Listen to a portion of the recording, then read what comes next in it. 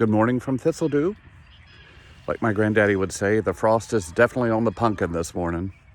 I'm going to do chores and talk to you at the same time. It was 9/11, because today is a walk and talk. It was the afternoon of 9/11, and I had a bride who is now a very big party planner, and I called her up and I said, "What do you want to do?" And she thought a minute and said, "Let's do this. No one's going to stop me." So I had to really kind of pull it out. I got up at 3 o'clock in the morning and went down and stood outside of Associated. The girls are having their morning breakfast. Stood outside of Associated, and Chicky and Johnny K and Johnny C and Nikki all came in, and I said, "Boys, you got to help me because I know their flowers not coming in. What do you have left? Let's do this, because this is before you could pre-order." And so they helped me pull it together, and the wedding went off beautifully. And a couple weeks later, I realized I was still fairly new in business and didn't have the CFO that I have now. I didn't realize that when things like this happen, the money stops rolling in. So a couple weeks later, I had to go to Johnny K, who was the owner, and say, I'm not going to be able to pay you right now. And he said, "You've been a loyal customer. You will always be welcome here. Please know that you will always have flowers because I know you're going to pay me." And so I did. And we still enjoy a very amazing relationship with them. On Friday, I received a letter from Delaware Valley Florist, where we get a lot of our flowers today. And they said, "We are here to work with you." And I thought, how special to reach out to people who are obviously going to be hurting over the next few months. And they said, "If you had ordered, we can work with returning your orders." We had a big party scheduled for last week and had special ordered 900 calla lilies.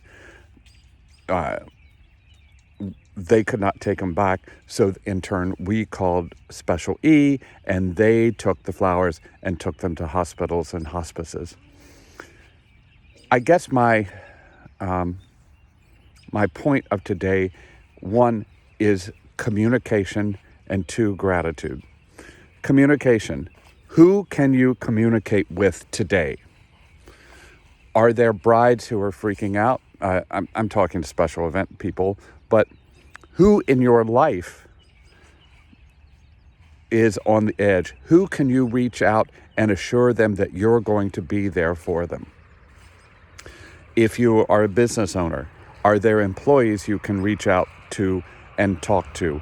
We try to have a really open communication about where we are financially, at least once a month. But now more than ever, I'm going to have to communicate with the staff.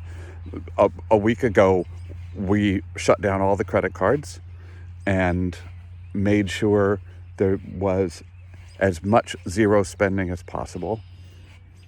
We have communicated with hopefully all of our customers by now that we are here for them and that we are moving forward. And if you need to postpone, not cancel, postpone, we are there to work with you on that. One day we'll talk about what's called kill fees.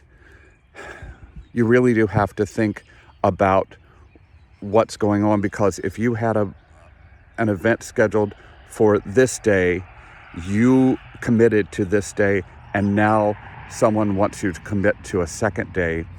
Is there a fee involved? I think that's a big conversation.